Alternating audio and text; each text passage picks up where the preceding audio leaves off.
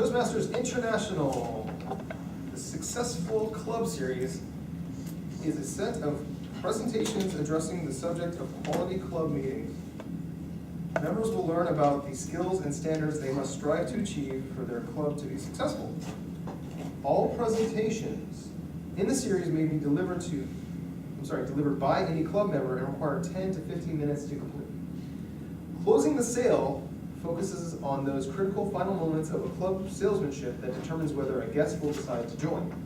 Dr. Jim Anderson will be delivering his speech today as part of the series of things that he needs to complete in order to obtain Toastmasters Advanced Leader Bronze Award. Awesome. Once he's obtained this award, his next step will be to get the Toastmasters Advanced Leadership Silver Award upon completing this process, because he already has achieved the Advanced Communicator Gold Award. Oh wow. He will then become eligible to receive Toastmasters' highest honor, Distinguished Toastmaster. Please welcome Dr. Jim.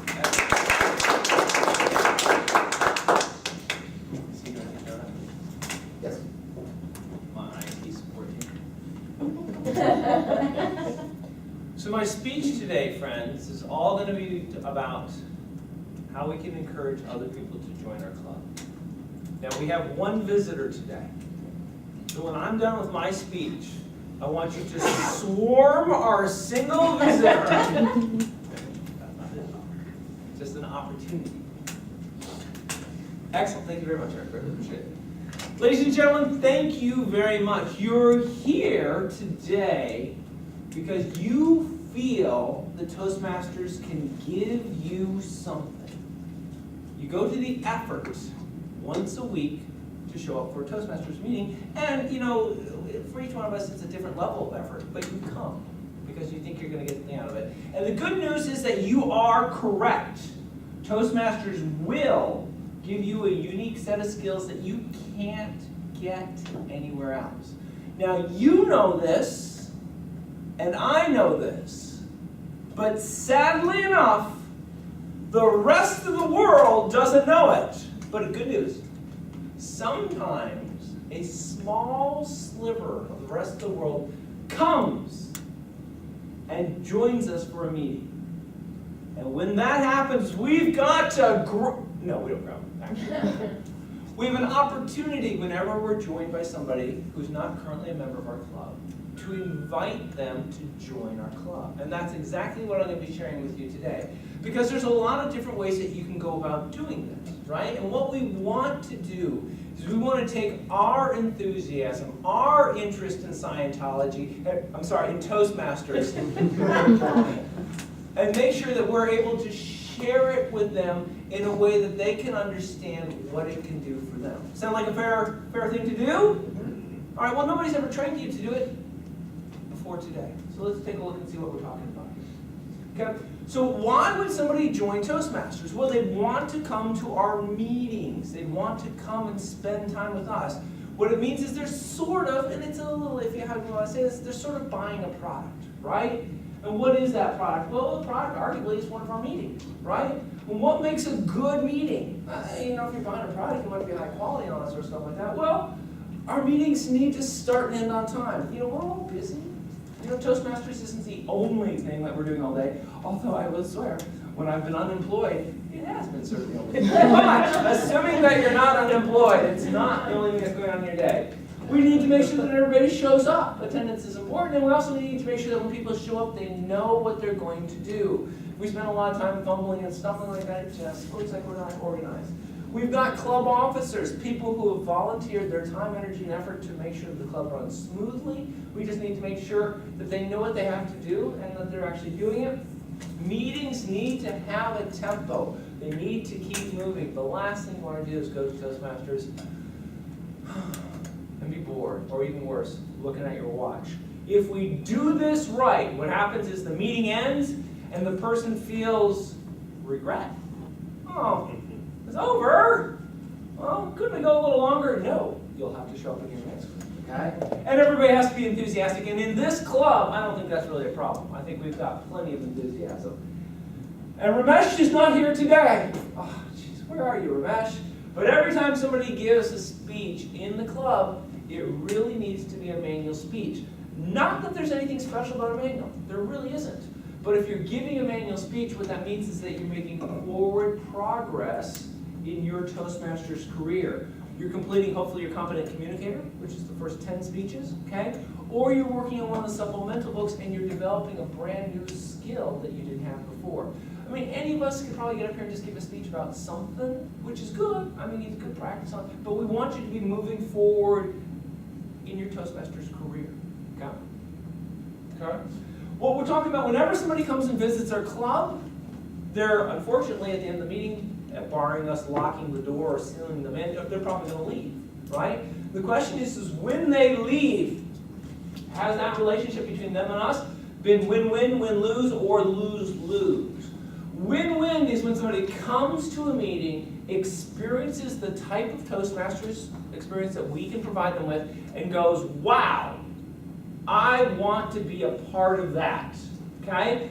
They win because they are going to get the Toastmasters experience and skill sets that they're looking for. We as a club win because we've got another person who's going to join us with their thoughts and views on the world and their speaking skills, and we will learn from them. Win-lose is if the person goes, well, my boss told me to join, or I know it's a good thing to do, so I just may as well go ahead and sign up. You know, I'm not that excited about it, but it's something I, for whatever reason, have to do, so I'll sign you. Great. Well, we're thrilled to have you no matter what, but that's not the energy and enthusiasm that we're looking for. So it's sort of a win-lose. And lose-lose is when they walk out the door, and we never see them again. We know that they've lost an opportunity, and clearly we've lost an opportunity to have somebody join us and bring their unique, special set of skills to our party. Okay. There's lots and lots of benefits of joining Toastmasters. I think I probably don't have to go over this all that much for you guys. We all know on the very top level, why do you join Toastmasters? Because I'd like to become a better public speaker. Not a problem. Okay, Toastmasters has a plan, and you execute the plan, and you will. You cannot join Toastmasters and not become a better public speaker. It is actually impossible to do. You might go, look, I'm fine. I don't really want to get any better. I'm just going to come to your meetings, and then I'm going to go, and I don't want to change how I am as a public speaker. Bad news, you're out of luck. Okay, you're going to get better, even if you fight. Okay. One of the other things, and this is the thing that we don't really talk about, we probably don't talk about enough, is that ultimately in our careers and in our lives, we want to be leaders. Why do we want to be leaders? Well, first off, it's a good thing to do, but secondly, leaders get paid more. Right? If I'm running a company, I can get workers anywhere. It's really sort of hard to get leaders, though. And if I'm going to get somebody to join my company as a leader, I'm going to end up paying more for them. Well, okay, I want to be a leader. Guess what? Toastmasters is going to teach you how to do leadership. Toastmasters will not teach you how to do management. Management is when you have people working for you, and if they don't do what you tell them to do, you fire them. To the best of my knowledge, Arnie, please confirm this, you cannot get fired from Toastmasters. Laid off, yes. Reduction in force, of course, okay. Repurposing, what? No, but not fired, because we don't do that. Better social skills, hey, if you're talking, you're exposing yourself. If other people are talking, they're exposing them. You develop better social skills, and that's always a good thing. And of course, greater self-esteem. Hey, if you come up here and you give a speech and you do not faint, pass out, or burst into flames, when you're done with that speech, you're going to be thinking, hey, I accomplished something. You will feel better about yourself for the accomplishment. Okay. We like to say, close that sale. Well, so really, when you're talking with somebody who has come to visit a meeting, what's going through their head? Well, all sorts of things. So you, as a Toastmaster, want to ask them to compare their experience. Look, Toastmasters is one way that somebody has to go ahead and develop speaking skills. There are other ways. Dale Carnegie, for example, has a series of very expensive courses that you can take. Okay? Toastmasters cost, what, like $26 every 6 months or something along those lines. So for a very small amount, you can make rapid advances in your ability to give public speaks. You feel free to compare that to anything else that you have going on. And I think it's always going to turn out to be of value. You want to lose your inhibitions. You want to lose the things that hold you back or make you nervous about talking to people. You always want to ask the person their opinion. If they come and visit a meeting, you want to ask them, what's your opinion of what you've just experienced? They may be baffled or surprised or like, wow, that seemed a little scary or all sorts of stuff. It doesn't matter. It is their opinion, right? And if they're scared or something like that, say, hey, come back next week. You thought this was scary. Wait to no. It becomes easier over time. Telling stories is always a great way to get somebody interested in joining Toastmasters. And if you go, well, I don't know any stories, the answer is yes, you do. Because you have your story, right? You're here. Somehow you found out about Toastmasters. Somehow you found out about this club. Somehow you were in that person's situation at one point in time where you came to a meeting to check it out. And apparently you've been coming back. So there's a story there that you can share with them to make them feel a little bit more comfortable with what's going on. And of course, there's always the concept of giving an example. In our club, our poster boy, for example, right now is Nico.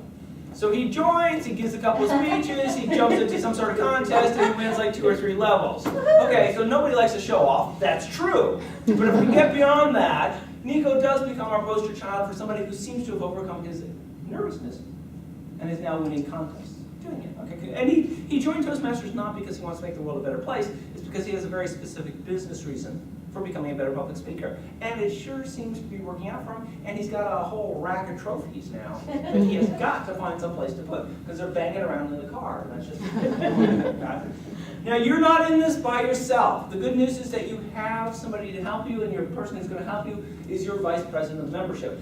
The person who is in that role in the club has a job of making it easy for people to join your Toastmasters club, all right? So if you're talking with somebody who's interested in joining, if you're talking with somebody who's come to a particular meeting and stuff like that, remember you're not alone. You've got your vice president of membership who's there to help you with the details associated with joining a Toastmasters club.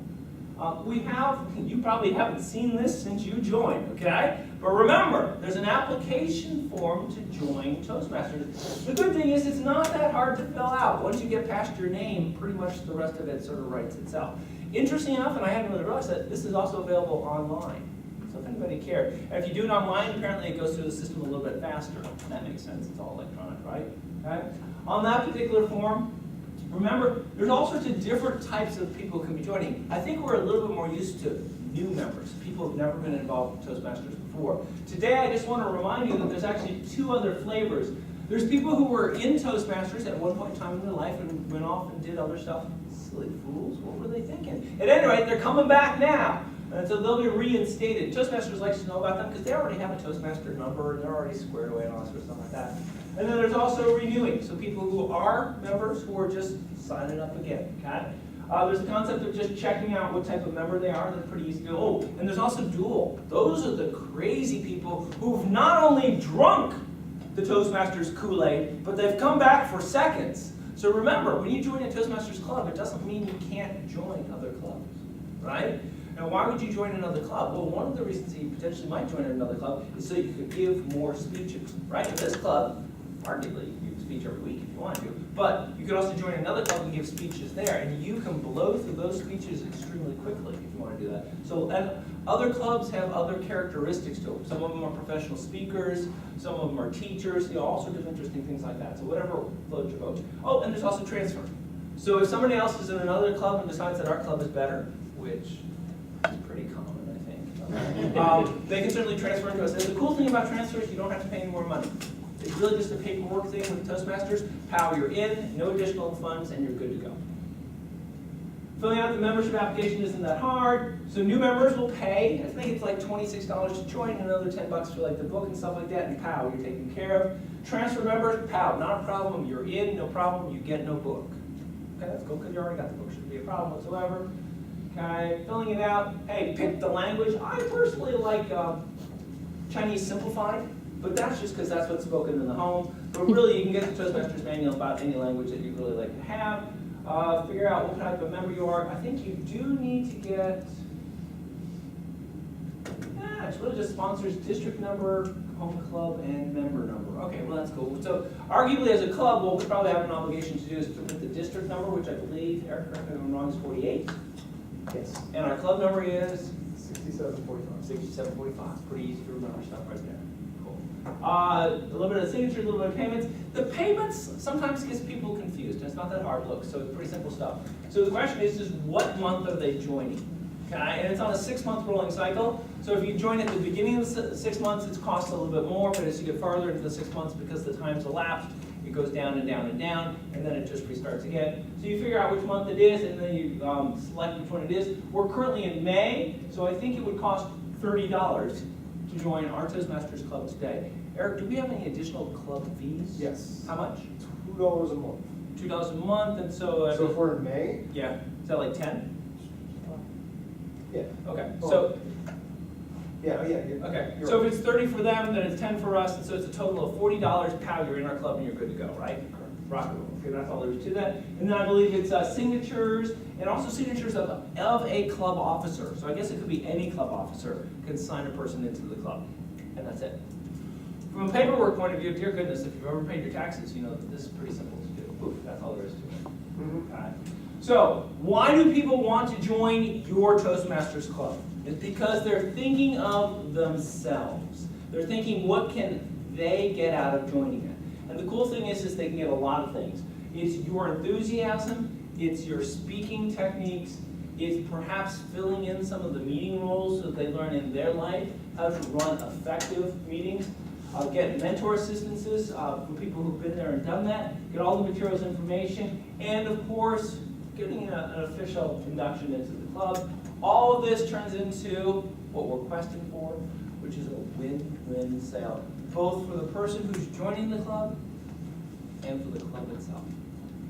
Thank you very much.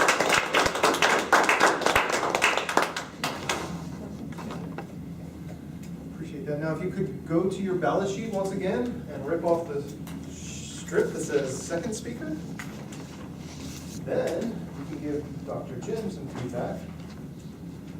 Let him know